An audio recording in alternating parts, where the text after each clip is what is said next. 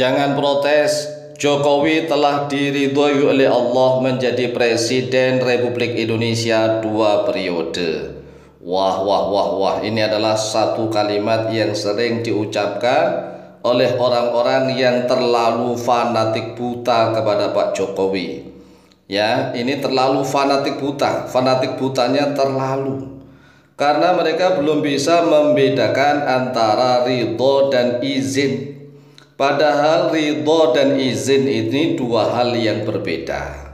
Maka bedakanlah antara ridho Allah dengan izin Allah.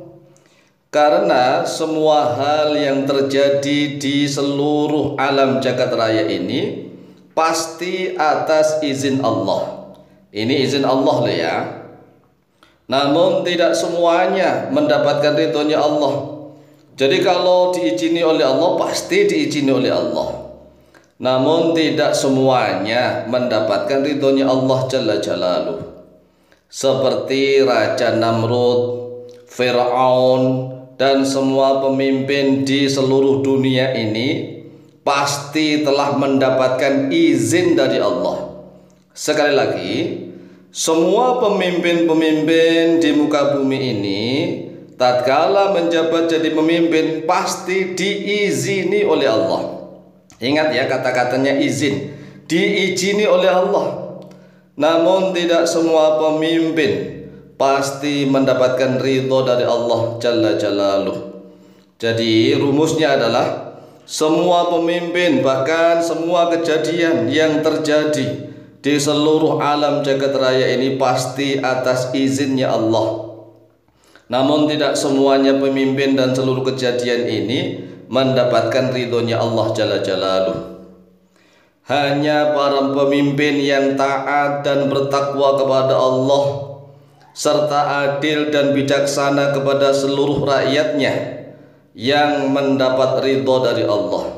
Ini rumusnya adalah hanya para pemimpin yang taat dan bertakwa kepada Allah serta adil dan bijaksana kepada seluruh rakyatnya yang mendapat ridhonya Allah Jalla Jalaluh. Ingat, syaratnya ada dua. Yang pertama adalah taat bertakwa kepada Allah. Ini langsung hubungannya kepada Allah.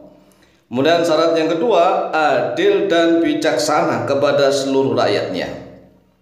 Karena ada orang yang memang soleh, taat, takwa kepada Allah, hablum minallahnya bagus. Hanya saja dia belum bisa untuk hablum minan nas. Apalagi tatkala menjadi pemimpin kok nggak bisa berbuat adil dan bijaksana, maka celakalah dia. Dia tidak akan diridhoi oleh Allah. Oleh sebab itulah menjadi pemimpin itu yang diridhoi oleh Allah syaratnya adalah taat dan bertakwa kepada Allah serta adil dan bijaksana kepada seluruh rakyatnya. Inilah para pemimpin yang pasti mendapatkan ridhonya Allah Subhanahu wa ta'ala. Nah, pertanyaannya sekarang, lihat pemimpin-pemimpin kita di Indonesia, bukan hanya Pak Jokowi. Mulai dari pemimpin Presiden Insinyur Soekarno, kemudian setelah itu Pak Soeharto, setelah itu B.J. Habibie, setelah itu Gus Dur, setelah itu Megawati, setelah itu Jokowi. Nah, Jokowi dan setelah itu Prabowo. Kalau mereka ini taat dan bertakwa kepada Allah, itu syarat yang pertama. Dan syarat kedua, bijaksana kepada seluruh rakyatnya, maka dia pasti dapat ridhonya Allah. Ingat ya, syaratnya ada dua. Jadi orangnya benar-benar bertakwa. Kalau misalnya ya non muslim kan tidak diridhoi oleh Allah. Kita ini kan sebagai orang Islam. Jadi pemimpin yang diridhoi oleh Allah itu ya syaratnya menurut agama kita, agama Islam, adalah pemimpin muslim yang taat bertakwa kepada Allah serta mampu berbuat adil dan bijaksana kepada seluruh rakyatnya. Nah, pertanyaannya fokus kepada Pak Jokowi. Kalau misalnya nih orang-orang yang terlalu fanatik buta kepada Pak Jokowi, lihat saja syarat ini. Apakah Pak Jokowi itu sudah taat? Kalau muslimnya ya, Pak Jokowi kan sudah orang Islam. Pak Jokowi itu orang Islam, muslim betul, dan taat. Syaratnya taat itu bagaimana? Ya tahu aturan-aturan Allah, tahu tentang Al-Quran dan hadis, tahulah bagaimana kan bukan hanya standar begini ya, kan sholat 5 waktu sudah, puasa Ramadan sudah. Kan itu ibadah, antara amal dengan ilmu itu beda. Jadi di dalam agama kita ada 3 hal yang harus seimbang, yaitu ilmu Quran hadis, ilmu, kemudian iman, jelas kalau iman. Kalau nggak ada imannya bagaimana? Jadi ilmu, iman, dan amal.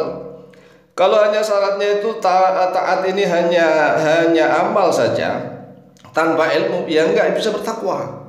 Jadi kalau syaratnya takwa itu ilmu, iman, amal, ini harus sesuai, seimbang. Kan banyak saja sekali nih orang yang ngerti ilmu saja tidak bisa bertakwa. Ya, ngerti ilmu tidak bisa bertakwa. Nah, kalau orang itu nggak ngerti ilmu sama sekali, ilmu Islam aja nggak bisa, membaca Quran juga nggak becus, lalu dia menyebut dirinya takwa, jauh. Jadi syaratnya orang bertakwa itu harus bisa menyeimbangkan antara ilmu dan amal. Ilmunya bagus, amalnya juga soleh.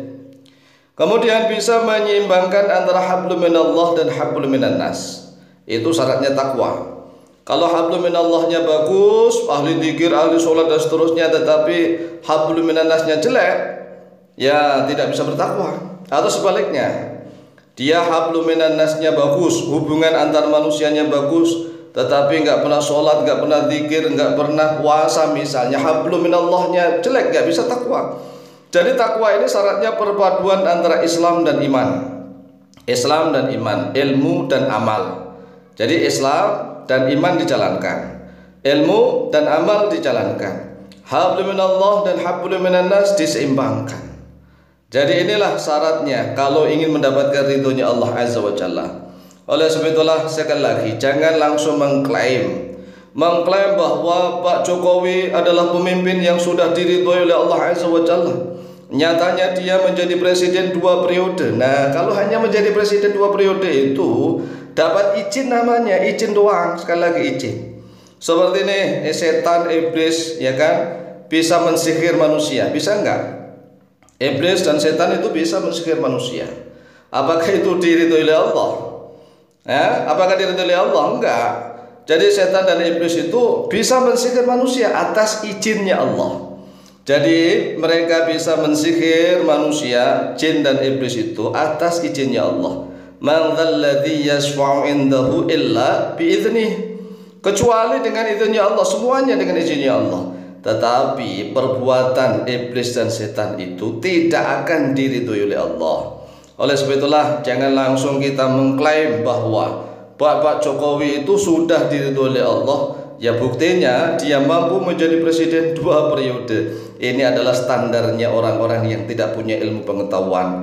Demikian jawaban kami, semoga manfaat dan barokah. Lebih kurang mohon maaf. Wallahu taala a'lam bishawab.